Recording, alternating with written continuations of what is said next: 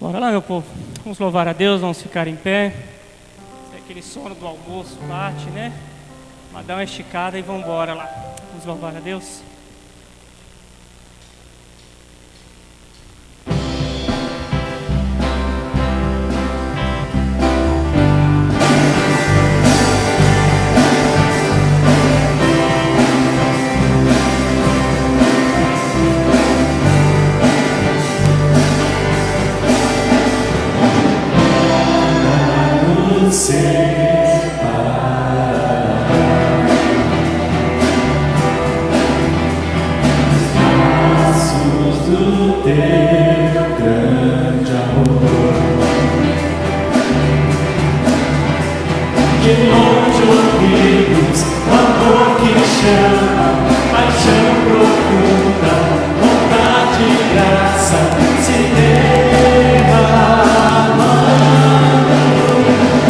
É tão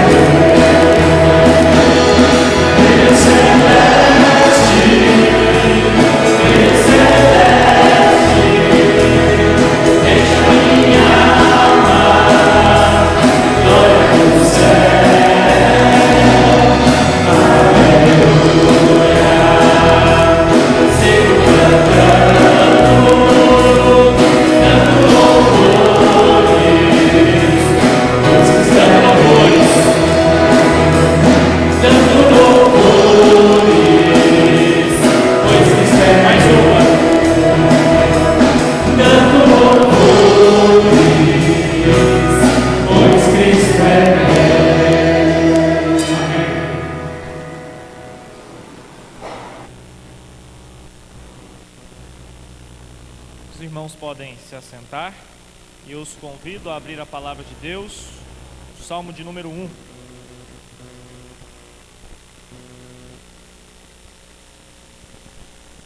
Peço que os irmãos acompanhem atentamente a leitura. Salmo de número 1. Assim diz a palavra de Deus: Bem-aventurado o homem que não anda no conselho dos ímpios, não se detém no caminho dos pecadores, nem se assenta na roda dos escarnecedores. Antes, o seu prazer está na lei do Senhor, e na sua lei medita de dia e de noite.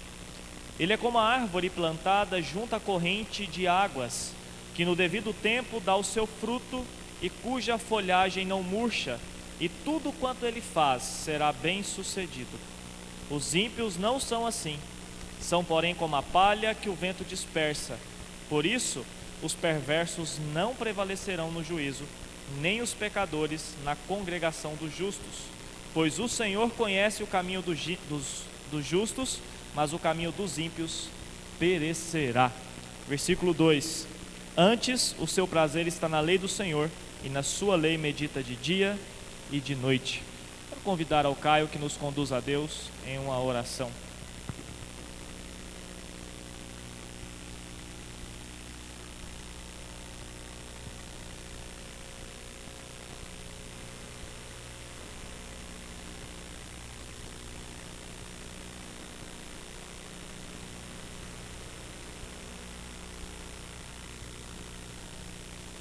Vamos então abaixar as cabeças, vamos orar. Senhor, nosso Deus, Pai, mais uma vez nós te pedimos, nos abençoe, Senhor Deus, durante essa última palestra do nosso simpósio. Agradecemos porque até aqui podemos reconhecer que fomos abençoados. Mais uma vez, em especial, te pedimos que abençoe a vida do reverendo Felipe, que vai nos conduzir neste estudo, que vai explicar e nos ensinar o que o Senhor quer que nós aprendamos. Mais uma vez, Senhor Deus, nós pedimos, nos abençoa, agradecemos nos méritos do seu Filho amado Jesus. Amém. Eu quero convidar então o reverendo Felipe.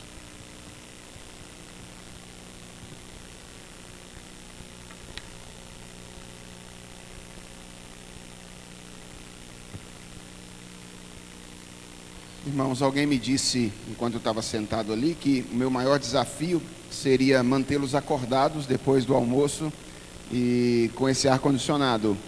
E eu simplesmente pensei, na verdade, o meu maior desafio é me manter acordado depois do almoço e nesse ar-condicionado. Se eu conseguir me manter acordado, eu já me darei por satisfeito, não é? Não é fácil depois de já 2 palestras pela manhã e depois do almoço, e agora nesse ambiente geladinho aqui do ar-condicionado, mantermos-nos acordados. Mas nós contaremos com a graça do Senhor para isso também, para que Ele nos auxilie nesse particular.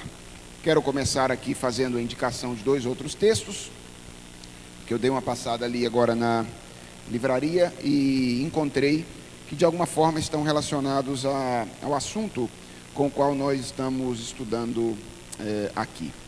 Um dos textos aqui é um texto que fez muito bem para mim há algum tempo atrás, quando eu o li, logo que ele foi publicado em português pela editora Fiel. É um livro do Kevin DeYoung, pastor Kevin DeYoung, chamado Super Ocupado. Esse é o título do livro, Super Ocupado. E ele tem um subtítulo que diz: Um livro misericordiosamente pequeno sobre um problema realmente grande. Então, nós que vivemos numa vida corrida, que geralmente reclamamos de falta de tempo, aqui Kevin DeYoung trata um pouco sobre a organização da nossa agenda ou a desorganização da nossa agenda e como ela pode estar relacionada à dimensão do nosso coração.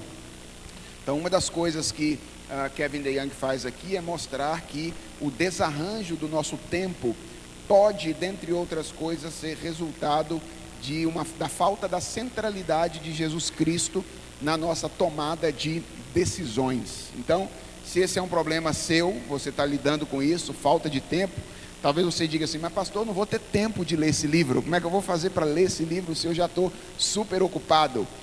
Kevin DeYoung pensou nisso, os capítulos são curtos, então com 10 minutos de leitura por dia, você lê um capítulo desse livro e pode ser abençoado por ele. Então, talvez você nunca tenha imaginado que haja relação entre idolatria e o arranjo da sua agenda diária. Esse é um bom texto que pode te ajudar a perceber essa questão.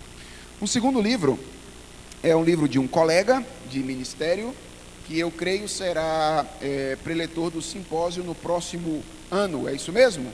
Não sei se é isso mesmo, não sei se eu podia dizer isso. Já disse, né? Se eu não puder dizer, eu vou guardar aqui o livro. Agora já foi. Então, é o livro do meu colega Dr. Heber Carlos de Campos Júnior, escrito também, publicado pela editora Fiel, se chama Tomando Decisões Segundo a Vontade de Deus. É um livro muito interessante.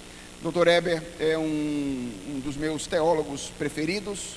Deus tem me dado o privilégio de conviver com o Dr. Heber durante 5 anos já no Centro de Pós-Graduação Andrew Jumper. Temos uma sólida amizade, graças a Deus, e eu tenho muita admiração pela maneira como o Dr. Heber consegue unir profundidade teológica e simplicidade e clareza na maneira como comunica a verdade do Evangelho.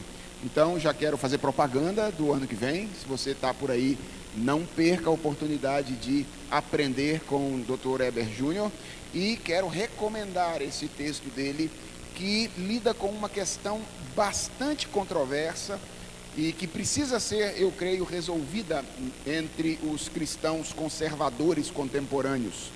Sabe aquele negócio de descobrir qual é a vontade de Deus para a minha vida? Sabe essa dificuldade que a gente tem de dizer, mas eu estou tentando descobrir qual é a vontade de Deus para mim. Pois é, Dr. Heber discute isso aqui, ó.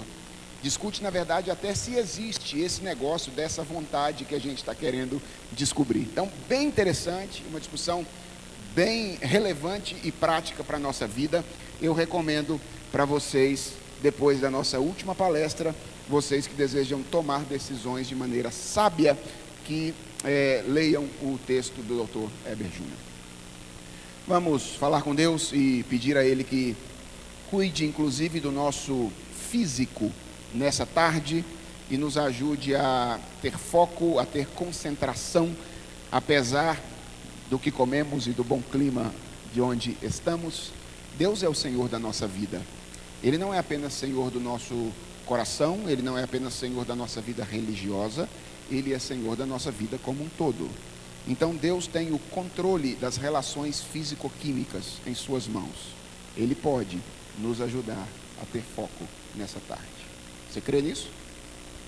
Crê de verdade? Então vamos pedir a Ele. Deus, nós precisamos de Ti neste momento por várias razões. Precisamos do Senhor porque vamos meditar na Tua Palavra, e sempre que vamos meditar na Tua Palavra, nós carecemos do auxílio do Espírito do Senhor. Nós não podemos compreendê-la a parte da Tua ajuda. Por isso queremos Te pedir que Tu sejas aquele a Te revelares a nós nessa tarde, nos ajudando a compreender aquilo sobre o que vamos falar, sobre o que vamos pensar.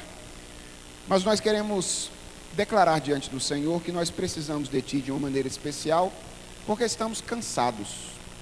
Nós já estamos vindo de dias cheios. Tivemos 2 palestras ontem, o culto, tivemos hoje 2 palestras pela manhã. Todos nós estamos de alguma forma cansados pelo tempo que temos passado juntos aqui.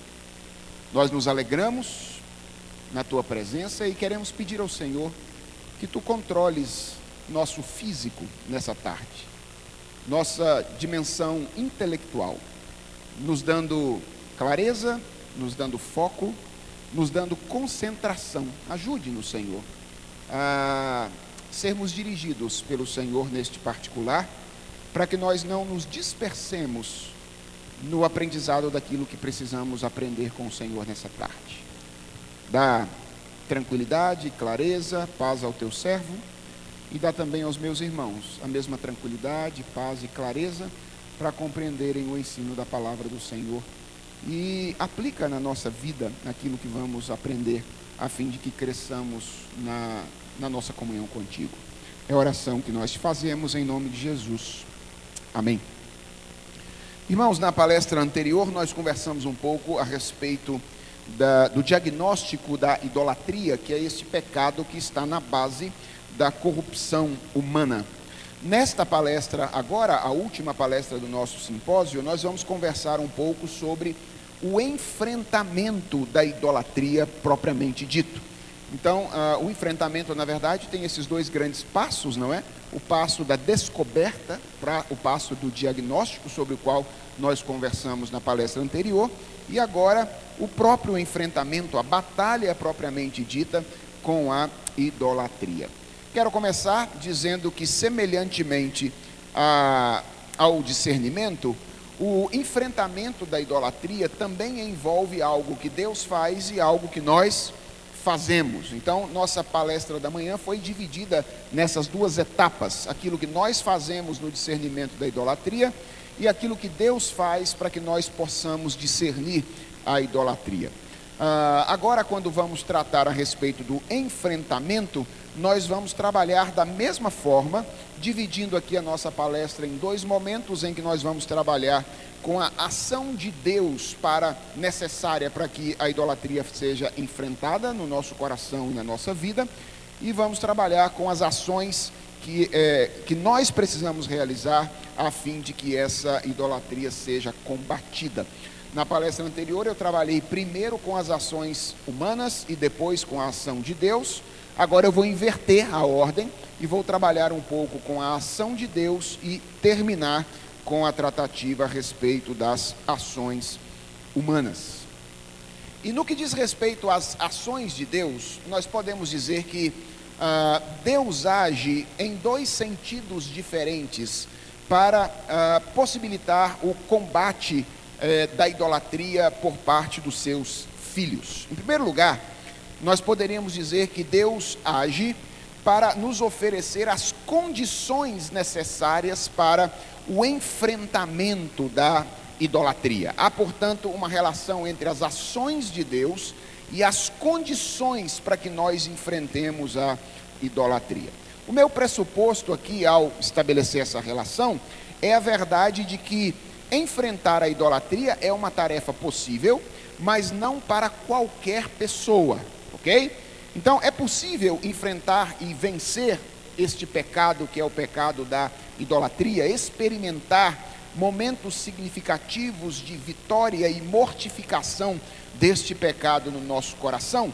Eu creio que sim, isso é possível, mas não é possível para qualquer pessoa. Existe uma condição essencial para que alguém enfrente a idolatria e obtenha sucesso neste enfrentamento. E qual é essa condição? É que alguém precisa ser um cristão verdadeiro. Ou seja, somente cristãos verdadeiros podem enfrentar com possibilidade de sucesso a idolatria. Eu mencionei a vocês hoje pela manhã 3 imperativos bíblicos que a Bíblia oferece contra a idolatria. Um está no Antigo Testamento, 2 outros estão no Novo Testamento. E eu quero mostrar a vocês agora que esses 3 imperativos, eles têm uma característica comum, que na verdade é bem comum em todos os imperativos bíblicos, de um modo geral. Qual é essa característica? É que esses 3 imperativos bíblicos contra a idolatria, eles são precedidos ou antecedidos por indicativos. Imperativos são ordens, indicativos são ações de Deus. Os estudiosos ultimamente têm percebido esse padrão comum nos imperativos bíblicos. Os imperativos bíblicos costumam ser antecedidos por indicativos bíblicos. E por que isso é importante? Porque essa ordem é uma espécie de declaração, de revelação, de que nós só podemos fazer aquilo que Deus requer de nós, porque antes Deus fez alguma coisa por nós. Então as nossas ações, no sentido de lutar contra o pecado na nossa vida, elas estão fundamentadas e só são possíveis porque Deus anteriormente agiu em nosso favor e em nós para que essas ações pudessem ser realizadas. Então quero te mostrar isso. Quero te mostrar que os imperativos contra a idolatria estão em geral fundamentados em ações de Deus, para mostrar para nós que a condição fundamental para que alguém lute contra a idolatria é ter sido alvo anteriormente das ações de Deus em seu favor e em si próprio. Então vamos nos lembrar um pouco aqui dos 3 imperativos bíblicos contra a idolatria. O primeiro deles está lá no texto dos 10 mandamentos e é o primeiro mandamento: não terás outros deuses diante de mim. Esse é o imperativo bíblico primário contra a idolatria. Se você já leu o texto dos 10 mandamentos, você sabe que os 10 mandamentos não começam com imperativos. Os 10 mandamentos começam com indicativos. Quando Deus se apresenta ao povo de Israel para lhe dar ordens, ele faz uma afirmação anterior a respeito das suas ações, que de alguma forma fundamentam a sua autoridade e fundamentam o poder com base no qual o seu povo deve cumprir aquelas ordens. No caso dos 10 mandamentos, o indicativo é: eu sou o Senhor teu Deus, que te tirei da terra do Egito, da casa da servidão. Ou seja, antes de Deus exigir não tenha outros deuses diante de mim, ele se apresenta como aquele que age em favor do seu povo, fazendo aquilo sem o qual o povo jamais poderia cumprir os seus mandamentos. Eu sou o Senhor teu Deus, que te tirei da terra do Egito, da casa da servidão. Quem é que pode lutar contra a idolatria? Aqueles que foram tirados da casa de servidão ou da servidão por parte do Senhor. A mesma coisa vai acontecer no imperativo paulino, lá em 1 Coríntios capítulo 10, verso de número 14. O imperativo é fugir da idolatria.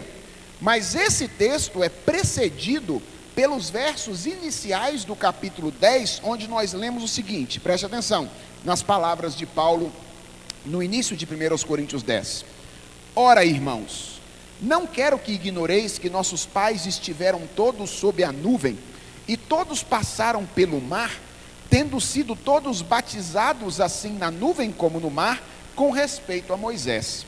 Todos eles comeram de um só manjar espiritual, e beberam da mesma fonte espiritual, porque bebiam de uma pedra espiritual que os seguia, e a pedra era Cristo. E é ligado claramente a esses versos anteriores pela conjunção causal, portanto, que o imperativo contra a idolatria vai aparecer na primeira epístola aos Coríntios. O que eu estou querendo mostrar para você com isso? Que Paulo não apresenta um imperativo desconectado das ações de Deus. Ele está relembrando as ações de Deus no passado e principalmente as ações que Deus realizou em Cristo Jesus em favor do seu povo. E a mesma coisa vai acontecer com o imperativo joanino, que é guardai-vos dos ídolos, está lá em 1 de João capítulo 5, verso 21, que é precedido pelo verso 20, que diz o seguinte: também sabemos que o Filho de Deus é vindo, e nos tem dado entendimento para reconhecermos o verdadeiro, e estamos no verdadeiro, em seu Filho Jesus Cristo.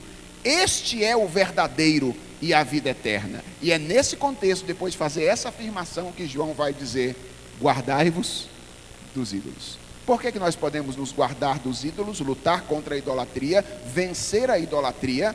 Por causa das ações prévias de Deus em nosso favor. Então, lutar contra a idolatria é algo possível, mas eu quero que você saiba de maneira muito clara que não é possível para qualquer pessoa. É preciso ser crente para lutar contra a idolatria. É preciso ser um cristão verdadeiro para lutar contra a idolatria. Deixa eu lhe dizer uma coisa muito sinceramente. Se você ainda não é um cristão verdadeiro, e eu não estou falando de ir à igreja, Eu estou falando de tornar-se um cristão verdadeiro, então você será um escravo dos ídolos, enquanto não se tornar um cristão verdadeiro. Você estará preso nessa armadilha maligna armada no coração humano depois que a queda aconteceu. A única maneira de ser livre desta armadilha e poder lutar contra a idolatria é ser um cristão verdadeiro. E talvez a sua pergunta seja: por que, pastor? Por que ser um cristão verdadeiro é tão importante para que nós batalhemos contra a idolatria? Basicamente por duas coisas. Primeiro, porque o cristão verdadeiro é aquele que foi liberto da escravidão do pecado pela pessoa de Jesus Cristo.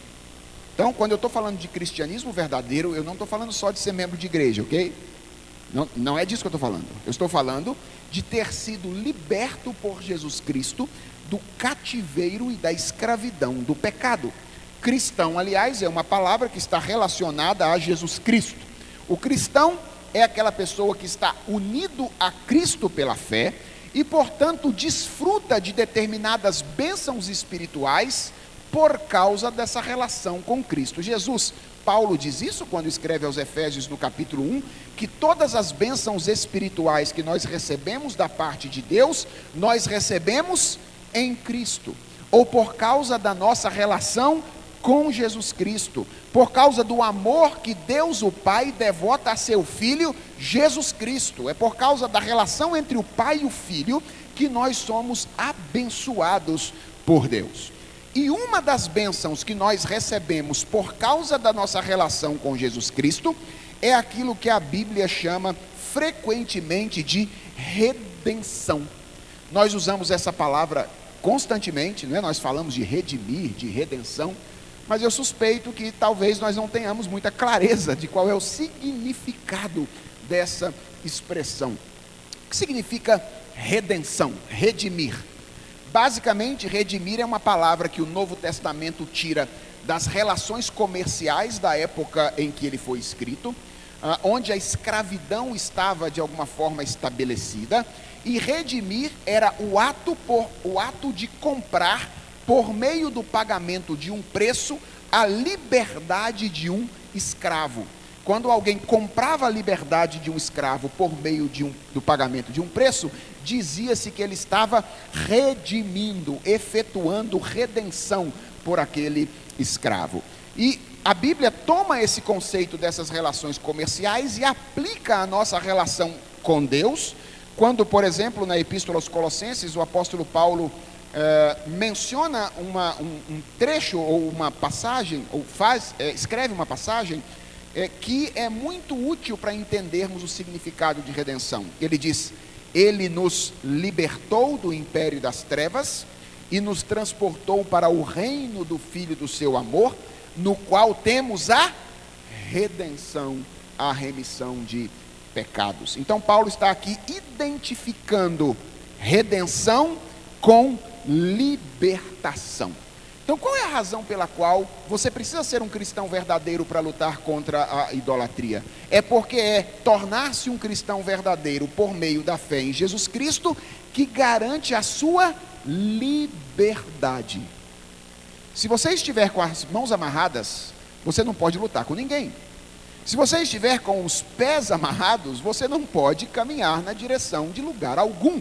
Então você primeiro precisa ser liberto do estado de escravidão de pecado, para então conseguir lutar contra a idolatria. E a boa notícia do Evangelho, a boa nova para nós nessa tarde, é aquela que Paulo profere quando escreve a segunda carta aos Coríntios, no capítulo 5, verso 15, quando fala dos efeitos da obra de Jesus Cristo quanto à nossa vida, no que diz respeito à centralidade da nossa existência.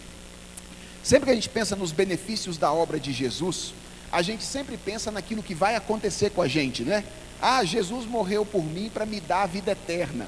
Como se vida eterna fosse alguma coisa que a gente vai desfrutar apenas na eternidade, e não alguma coisa que nós começamos a experimentar agora. Preste atenção, vida eterna não é eterna apenas pelo tempo quando ela vai acontecer e o tempo que ela vai durar. Deixa eu dizer uma coisa: uma vida que durasse o tempo inteiro, mas fosse igual à nossa que temos hoje, não seria vida eterna. Aliás, eu não queria uma vida eterna que fosse idêntica à vida que nós temos hoje.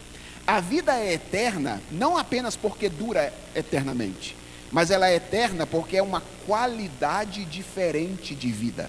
Ela é uma vida que procede do eterno. É por isso que ela é vida eterna. E esse tipo de vida não é experimentada por nós apenas na eternidade. Nós começamos a experimentar este tipo de vida aqui e agora, quando cremos em Jesus Cristo.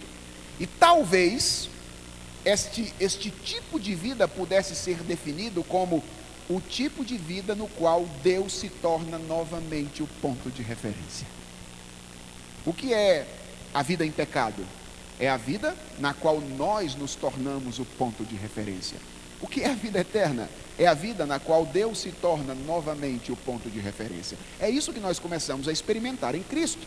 Veja o que Paulo diz a respeito da obra de Jesus na passagem que eu mencionei. Ele diz assim: e ele morreu por todos, Jesus Cristo morreu por todos, para que os que vivem não vivam mais para si mesmos. Qual é o problema do pecado? O problema do pecado é que nós vivemos para nós mesmos, vivemos de forma autocentrada. O que Paulo está dizendo aqui? Que Jesus Cristo morreu exatamente para nos livrar dessa desgraça de viver de maneira autocentrada, para que nós aprendêssemos a viver não mais como se nós fôssemos o centro da existência, mas para aquele que por eles morreu e ressuscitou. Você entende por que a obra de Jesus é tão importante para que alguém possa combater a idolatria?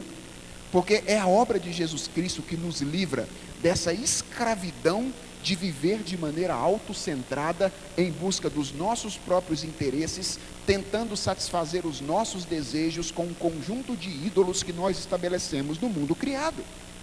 É a obra de Jesus Cristo que nos livra dessa escravidão de vivermos para nós e nos possibilita viver para o Senhor Jesus Cristo. Então, essa é a primeira razão pela qual só um verdadeiro cristão pode lutar contra a idolatria. É porque ele está livre do estilo de vida autocentrado característico do mundo decaído. A segunda razão pela qual somente um cristão verdadeiro pode lutar, combater e obter sucesso contra a idolatria é que o verdadeiro cristão é aquele que é habitação do Espírito Santo de Deus. Essa é a segunda razão pela qual você e eu podemos lutar contra a idolatria, porque Deus derramou em nosso coração o seu Espírito. Irmãos, uma batalha exige basicamente duas coisas: possibilidade e condições. A característica do verdadeiro cristão que eu mencionei antes tem a ver com a possibilidade de batalhar. Mas imagina que Deus tivesse libertado a gente e Ele tivesse deixado a gente à nossa própria sorte para poder combater o pecado e a idolatria. O que aconteceria conosco?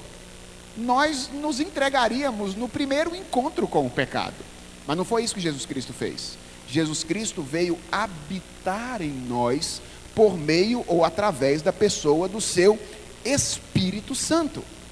E veja, lembra das dificuldades que eu apresentei na palestra anterior para que nós discerníssemos a idolatria com tranquilidade? Por exemplo, eu mencionei que nos falta conhecimento, capacidade para discernir, falta-nos poder para lutar contra o engano do nosso coração. Mas o que a Bíblia diz sobre o Espírito Santo de Deus? A Bíblia diz que o Espírito é o instrumento da revelação de Deus.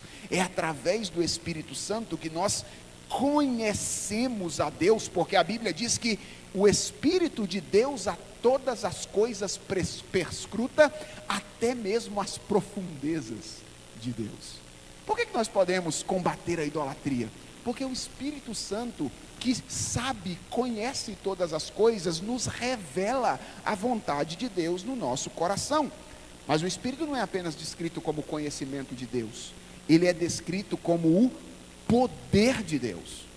Paulo diz, por exemplo, escrevendo aos Tessalonicenses que o evangelho não havia chegado até a igreja somente em palavra, mas havia chegado em poder, no Espírito Santo e em plena convicção, assim como sabeis ter sido, diz Paulo, o nosso procedimento entre vós e por amor de vós. Então por que alguém tem que ser crente para combater a idolatria? Primeiro, porque somente o crente está liberto da escravidão do pecado e tem as mãos de alguma forma livres para enfrentar este mal, este pecado. Segundo, porque somente o crente é a habitação do Espírito de Deus, que é o conhecimento de Deus e o poder de Deus necessários para nos habilitar ao enfrentamento da idolatria. Então, em primeiro lugar, as ações de Deus criam as condições para que o enfrentamento da idolatria possa acontecer. Mas, eu disse que há pelo menos dois aspectos da ação de Deus no que diz respeito ao enfrentamento da idolatria. E a questão para a qual eu quero chamar a sua atenção agora é que as ações de Deus não apenas criam as condições, mas a ação de Deus cria as situações de enfrentamento da idolatria. Então, Deus age em nós para possibilitar que o enfrentamento à idolatria seja possível e nos habilitar oferecendo condições para isso.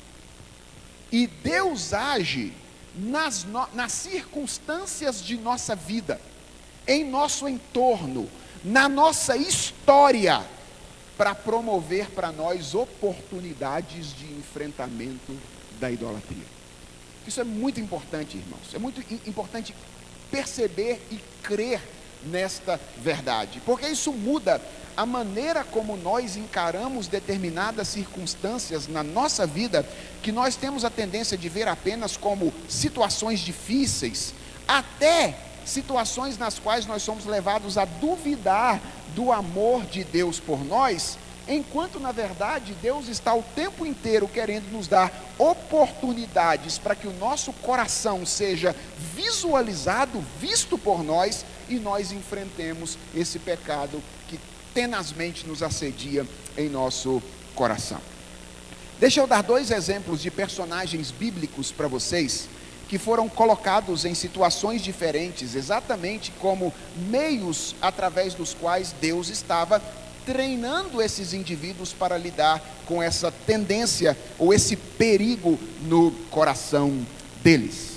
O primeiro exemplo interessante que vejo na Escritura, um exemplo do Antigo Testamento, é o exemplo de Abraão, naquele episódio com o seu filho Isaque. Deixa eu fazer uma pergunta a você. Por que Deus pediu Isaque, o filho de Abraão, em sacrifício? Por quê? Sim, eu sei, você já está aí com a visão bem cristocêntrica, vendo como é que Isaque foi o tipo de Cristo no Antigo Testamento, e mostrando como é que Deus queria dar através daquela cena uma visão pictórica daquilo que ele faria na pessoa de Jesus Cristo. Você não está errado, é isso mesmo. Deus estava trabalhando para que o Evangelho fosse anunciado através daquele episódio. Ele desejava que o cordeiro que substituiu Isaque naquela ocasião prefigurasse de alguma forma a pessoa de Jesus Cristo, o seu sacrifício, a sua redenção. Mas a minha pergunta é mais específica. Pessoalmente, na vida de Abraão, qual foi o objetivo daquele acontecimento? Se você der uma olhada nas ordens que Deus oferece a Abraão naquela ocasião, você vai perceber isso de maneira muito clara. Quando Deus se apresenta a Abraão, ele diz: toma teu filho, aí ele faz questão de ressaltar, teu único filho Isaque, vírgula, a quem amas, e vai-te à terra de Moriá. Oferece-o ali em holocausto, sobre um dos montes que eu te mostrarei. Se você conhece a história de Abraão, você sabe o risco que Abraão corria de depositar as suas esperanças não em Deus, mas em Isaque. Abraão teve um longo tempo sem filhos. Deus prometeu a Abraão que haveria de dar-lhe um filho. Abraão tenta resolver o problema por conta própria, arruma um filho com a sua escrava. Deus diz: olha, não é esse, é o filho que eu vou te dar. E aí então Deus dá o filho a Abraão, que é o filho da promessa. Mas lembra, não é o filho, é Deus. O foco não é o filho, o foco é Deus, no caso de Abraão. E Abraão amava Isaac, amava a tal ponto de substituir Deus, o Deus da promessa, pelo seu único filho. E é por isso então que Deus pede o sacrifício de Isaac naquela ocasião. E a comprovação disso está em Gênesis capítulo 22, verso 12, quando depois de ter parado o sacrifício e não permitido que ele acontecesse, Deus diz a Abraão: não estendas a mão sobre o rapaz e nada lhe faças. Por quê? Pois agora sei que temes a Deus, porquanto não me negaste o filho, o teu único filho. Então veja como Deus estava trabalhando nas circunstâncias da vida de Abraão, promovendo oportunidades que não devem ter sido simples, não deve ter sido fácil aquele dia, aquela ocasião para Abraão, mas Deus estava, através daquela circunstância, provendo uma oportunidade para que Abraão refletisse sobre a sua adoração, testificasse sobre o centro da sua adoração, demonstrasse o quanto ele era dependente de Deus e não de outra coisa qualquer. O segundo exemplo que eu gostaria de mencionar é um exemplo do Novo Testamento, e é o exemplo do próprio apóstolo Paulo. No caso de Abraão, Deus providenciou uma situação de crise para ele, e posteriormente Deus livrou Abraão do desconforto. Com Paulo foi diferente. Deus deu uma experiência para Paulo, e Deus simplesmente nunca livrou o apóstolo Paulo desse desconforto. E Paulo descreve isso, quando escreve aos Coríntios lá na segunda carta, verso 12, verso 7 a 9, ele diz assim, preste atenção na razão: e para que não me ensoberbecesse com a grandeza das revelações, foi-me posto um espinho na carne, mensageiro de Satanás, para me esbofetear, a fim de que não me exalte. Por causa disso, 3 vezes pedi ao Senhor que o afastasse de mim. Então ele me disse: a minha graça te basta, porque o poder se aperfeiçoa na fraqueza. Deus tinha dado ao apóstolo Paulo revelações que ele não havia dado a nenhuma outra pessoa. Paulo menciona no início desse capítulo, na terceira pessoa, uma visão que ele havia tido. Ele disse que foi levado até o terceiro céu e viu coisas que nenhum homem pôde contemplar.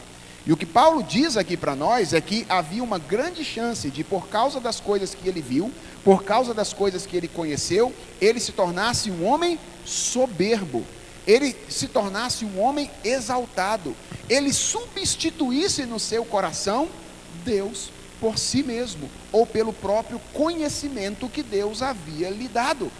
E para que isso não acontecesse, diz Paulo, Deus me botou um espinho na carne, que a gente não sabe o que é, nós não temos ideia do que seja, mas Paulo diz, é um negócio que incomoda, é alguma coisa que me incomoda. Eu já pedi 3 vezes a Deus que me tirasse isso, mas Deus olhou para mim e simplesmente disse: não vou tirar. O que eu vou fazer é acompanhar você com a minha graça, porque o poder se aperfeiçoa na fraqueza, porque isso é exatamente o que você precisa para continuar sendo o crente que você é. É isso que Deus está dizendo ao apóstolo Paulo nessa ocasião. Irmãos, o que isso ensina para nós? O que esses eventos na vida de Abraão, na vida do apóstolo Paulo nos ensina? Que, meus irmãos, Deus está trabalhando nas nossas circunstâncias, na conjuntura da nossa vida, com o objetivo de nos ajudar a enfrentar os ídolos do nosso coração, que de alguma forma dão vazão à corrupção que existe em nossa existência.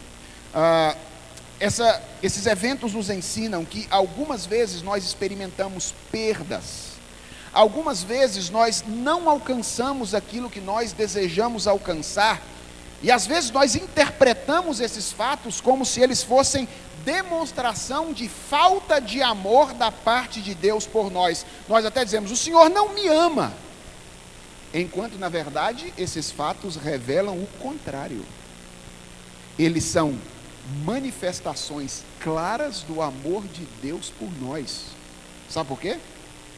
Porque realizar alguns de nossos desejos seria simplesmente talvez a pior coisa que Deus poderia nos fazer. Realizar alguns dos nossos desejos talvez fosse, e Ele sabe disso, uma das piores coisas para nós que Deus poderia fazer. Então, às vezes Deus não te dá algumas coisas, não é porque Ele não ama você, é porque Ele está te dando a oportunidade para refletir sobre a centralidade que Ele deve possuir na sua vida. Às vezes Ele tira algumas coisas de você, não é porque Ele não ama você, é porque Ele está conduzindo você a uma reflexão sobre o lugar que eventualmente aquelas coisas ocuparam na sua vida até então, e de o quanto você precisa relembrar a centralidade do Senhor e de Jesus Cristo na sua existência. Então Deus age na história e na nossa vida pessoal, possibilitando que nós enfrentemos a idolatria. E veja como Deus nos ama. Deus guia a nossa história, inclusive em momentos de crise, dando-nos oportunidades de perceber a situação do nosso coração e de lutar contra os ídolos que eventualmente agasalhamos neles. O problema é que às vezes nós estamos de olhos fechados e não percebemos o que Deus quer nos mostrar nas diversas circunstâncias da nossa existência. Então isso é o que Deus faz. Deus trabalha com o objetivo de que nós lutemos e encontremos a vitória contra a idolatria. Mas, uma vez que Deus trabalha, porque Deus trabalha, fundamentado no trabalho de Deus, existem algumas coisas que nós precisamos fazer para combater, enfrentar a idolatria que por vezes nos assedia e tenta tomar conta do nosso coração. Certamente há muita coisa que nós podemos e devemos fazer. Não existe uma receita de bolo, sabe? Assim, 300 gramas disso, 200 daquilo, 500 ml daquilo outro, e aí você venceu e pronto. Não é uma receita de bolo. Eu sei que alguns de vocês estavam ansiando pela receitinha de bolo, mas não tem receitinha de bolo. A nossa relação com Deus é em grande parte uma relação individual, ou seja, nós somos pessoas, indivíduos nos relacionando com Deus. Então a vida espiritual não acontece do mesmo jeito na nossa relação com o Senhor, existe algo de individual.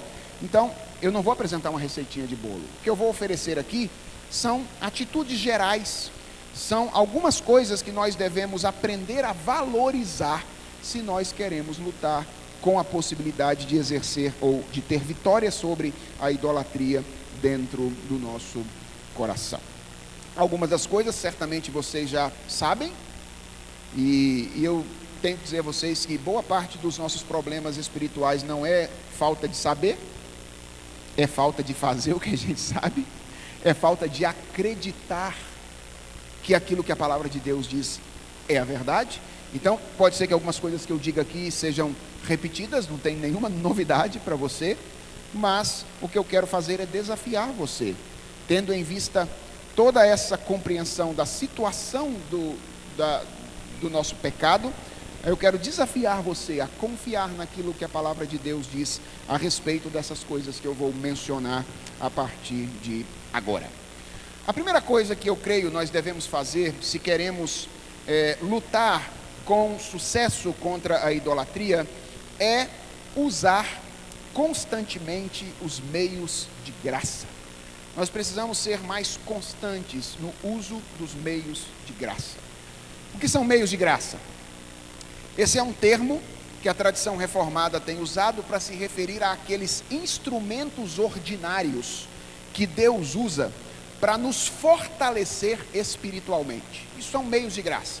São os meios através dos quais Deus derrama a sua graça sobre nós e sobre o nosso coração. E a pergunta é: quais são os meios de graça? Irmãos, é importante pensarmos nisso, porque eventualmente nós queremos parecer-nos com Deus. Nós queremos que a obra de Deus seja feita na nossa vida, mas nós queremos trilhar um caminho que é nosso, que não é o caminho de Deus. E isso não vai funcionar. O Deus que tem os alvos tem também os seus caminhos. E os caminhos do fortalecimento espiritual são os meios de graça. Quais são os meios de graça? O primeiro deles é a Bíblia. É a palavra de Deus. Então deixa eu dizer uma coisa a você. Se você quiser lutar contra a idolatria, tendo sucesso contra ela, você precisa ampliar as oportunidades do contato com a palavra do Senhor. A Bíblia diz que ela própria é a espada do Espírito Santo. A Bíblia diz que ela é o instrumento que o Espírito Santo usa para fazer as mudanças naquela dimensão que nenhum de nós pode fazer. Ela é a espada do Espírito, mais penetrante do que espada de dois gumes, capaz de discernir entre juntas e medulas, propósitos do coração e assim sucessivamente. Então, ela é a arma do Espírito. E você precisa ampliar as possibilidades ou as oportunidades de contato com a palavra de Deus, se você quiser lutar contra a idolatria. Eu estou falando de ler a Bíblia com frequência, todos os dias. Eu estou falando de ouvir, se submeter ao ensino público da palavra de Deus dominicalmente e fazer isso de maneira responsável. Porque, em geral, nós sempre pensamos na responsabilidade de quem ensina a palavra. Então, por exemplo, nós exigimos que o pastor esteja preparado para pregar a palavra de Deus no culto no domingo. Não é verdade? E se um pastor não estiver preparado, nós o chamamos de irresponsável, porque a responsabilidade dele é preparar-se para proclamar a palavra de Deus. Mas o que eu quero que você saiba é que você também tem uma responsabilidade. Sabe qual é a responsabilidade? A de preparar-se para ouvir a palavra de Deus. Às vezes a gente sai do culto e diz assim: hoje a palavra não foi boa não. A palavra não mexeu comigo hoje não. Claro, você se preparou para o culto assistindo o diácono Gugu durante a tarde inteira. Depois, no finalzinho, passou ali pelo apóstolo Faustão, não é? No finalzinho. E aí depois veio para a igreja falando: estou preparado para ouvir a palavra de Deus. Como é que vai ser abençoado pela palavra de Deus? Não houve preparo prévio para receber a pregação da Escritura. Então, se submeter responsavelmente ao ensino da palavra de Deus com frequência. Essa é a primeira coisa importante. O segundo meio de graça é a oração. Ou seja, nós precisamos orar mais, meus irmãos. Nós oramos pouco. E eu não estou me referindo à oração que a gente faz antes de almoçar, né? Aquela de 15 segundos. Senhor, obrigado, amém. Nem aquela oração que a gente faz assim nos minutos subsequentes antes de dormir, que começam no dia e terminam no outro, não é verdade? Porque você dorme no meio da oração, está morto, cansado, não tirou um tempo específico para aquilo. Precisamos ser responsáveis no uso dos meios de graça. Oração, vida com Deus, vida de comunhão com o Senhor, meio através do qual nós depositamos diante do Senhor os nossos anseios nessa batalha espiritual na qual nós estamos envolvidos. Então, a Bíblia é o primeiro meio de graça, a oração é o segundo meio de graça, e qual é o terceiro meio de graça? Os sacramentos, o batismo e a ceia do Senhor. Você precisa, se quer lutar contra a idolatria de maneira adequada, participar de maneira responsável da mesa do Senhor, da ceia do Senhor.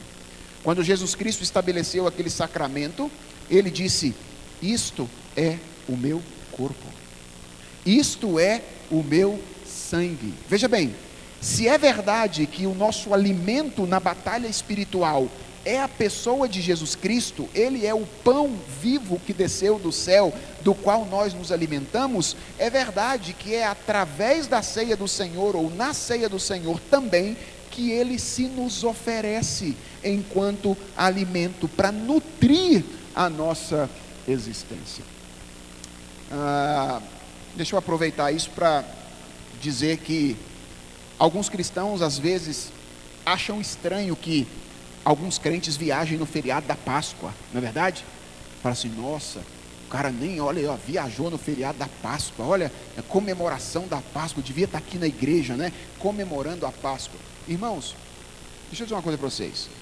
Não vejo nenhum problema nós usarmos essa semana em que se comemora a Páscoa para relembrar-nos de maneira mais específica do sacrifício de Jesus Cristo.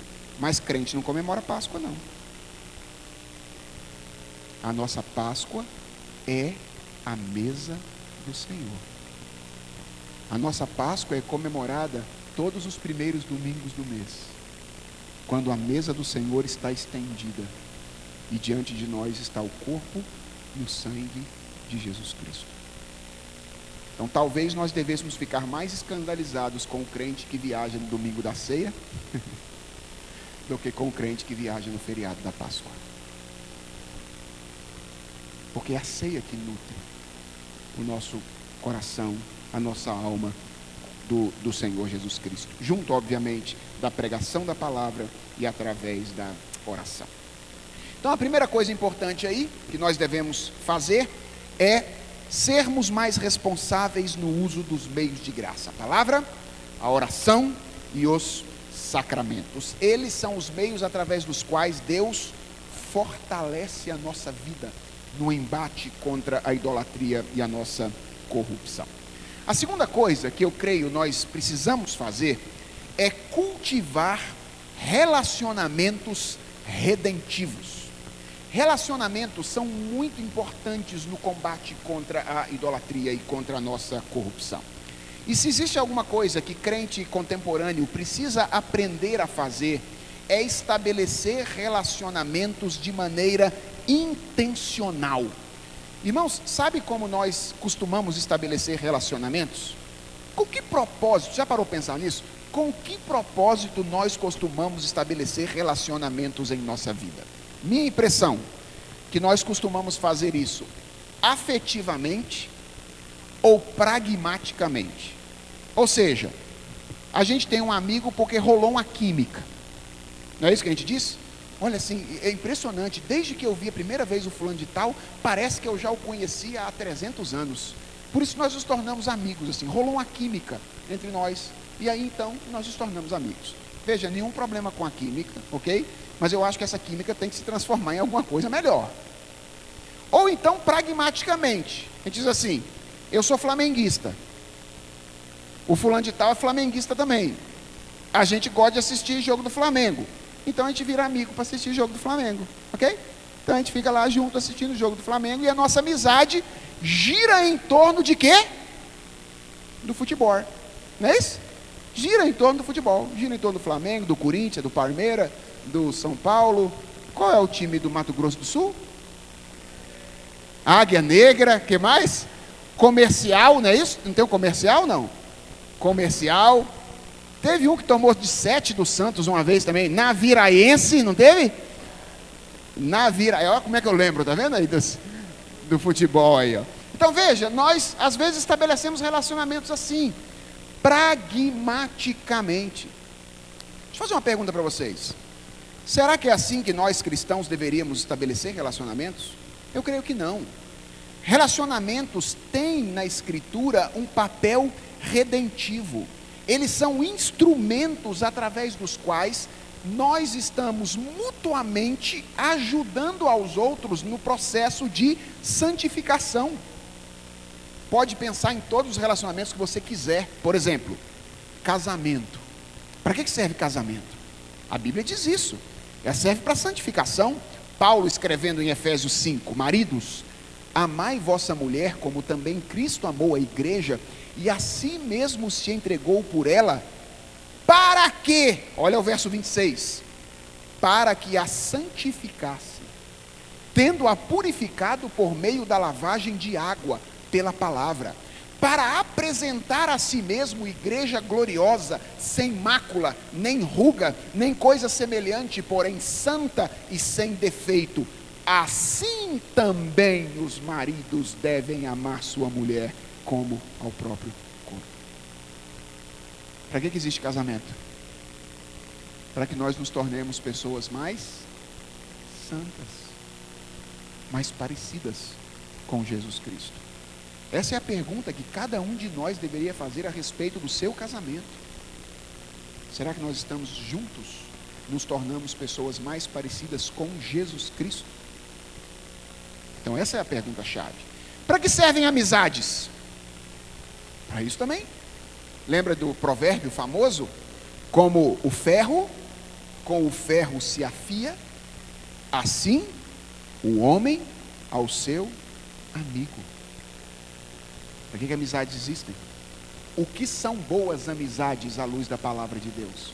São amizades que contribuem para que você se torne mais parecido com Jesus Cristo. Essas são as boas amizades. Esse é o padrão que a Escritura estabelece para o estabelecimento de relacionamentos de amizade. Relacionamentos eclesiásticos. Para que servem relacionamentos eclesiásticos? Para a santificação. Consideremos-nos também uns aos outros, para nos estimularmos ao amor e às boas obras.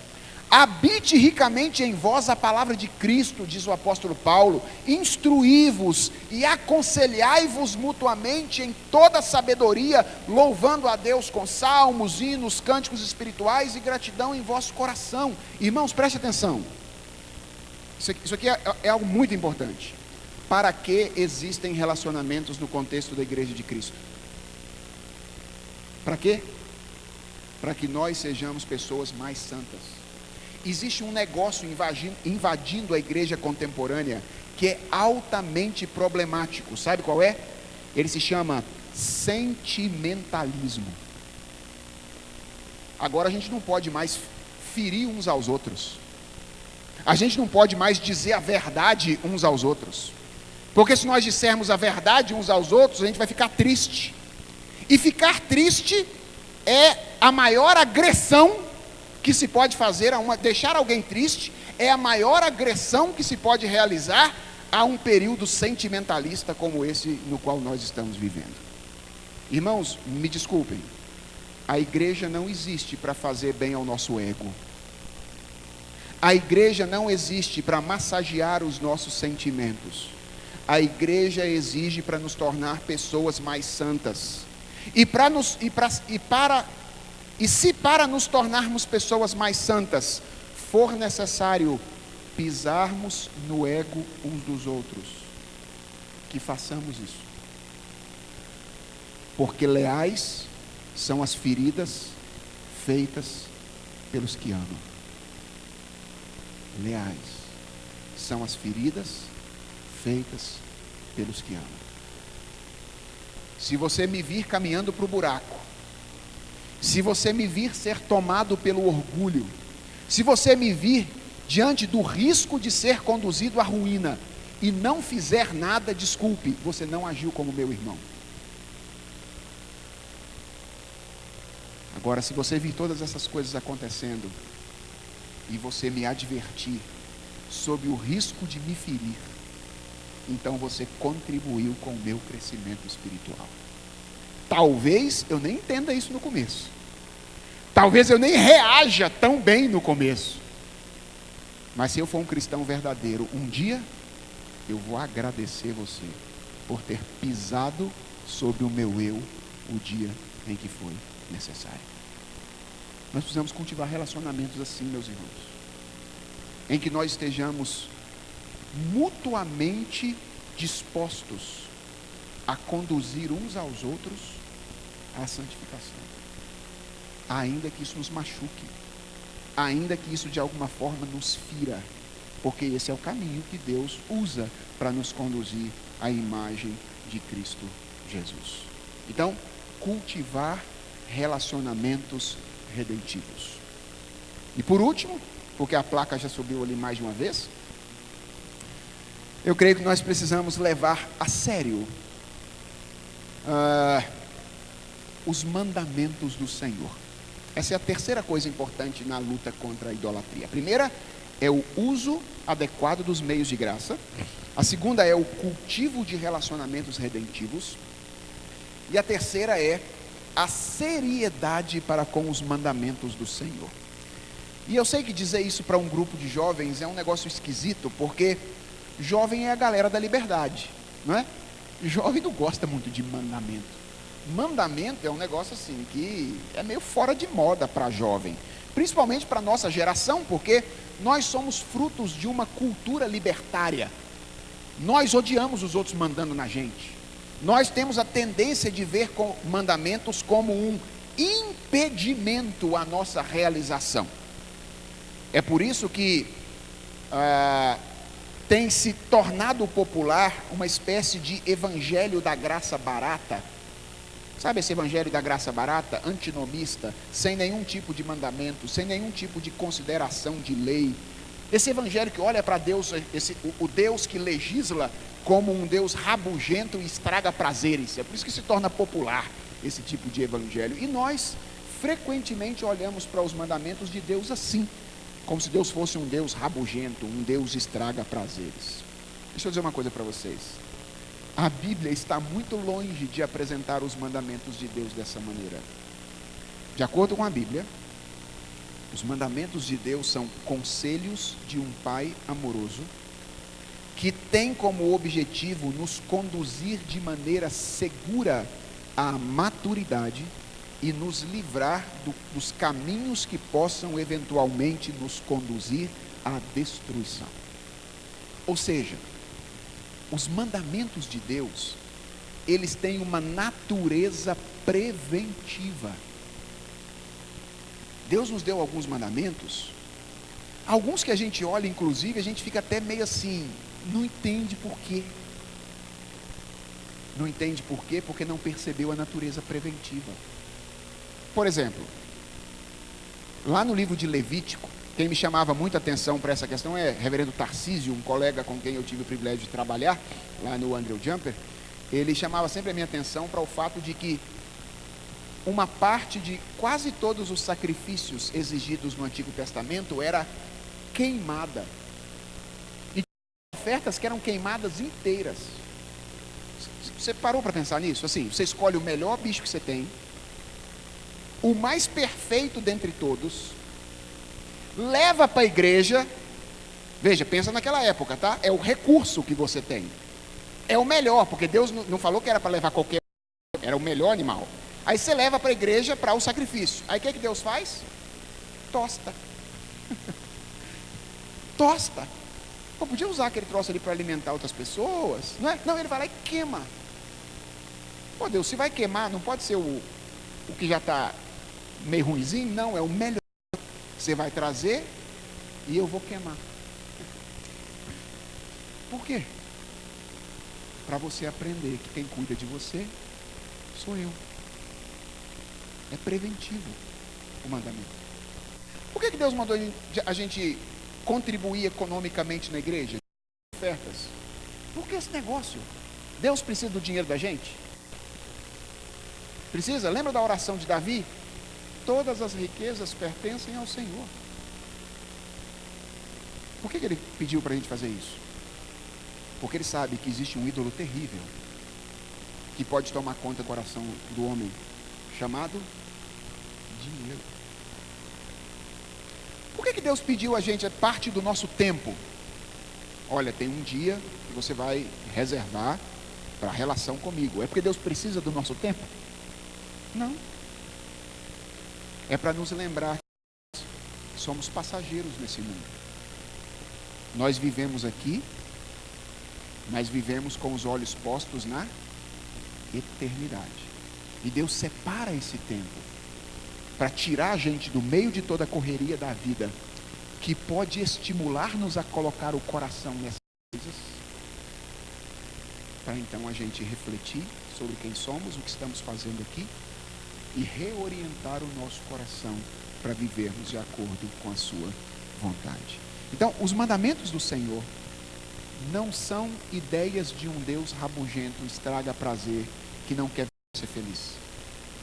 Os mandamentos de Deus são conselhos de um pai amoroso, que ama você, e que está disposto a prevenir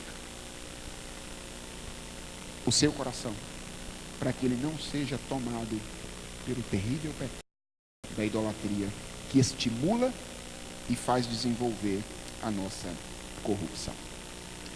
Então, diante da ação de Deus, há basicamente 3 coisas que nós devemos fazer. Nós precisamos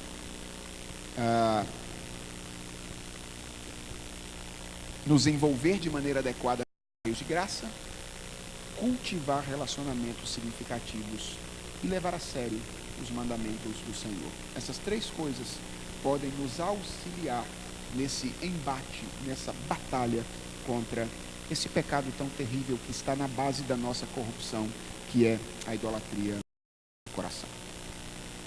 Luiz, você tem a palavra.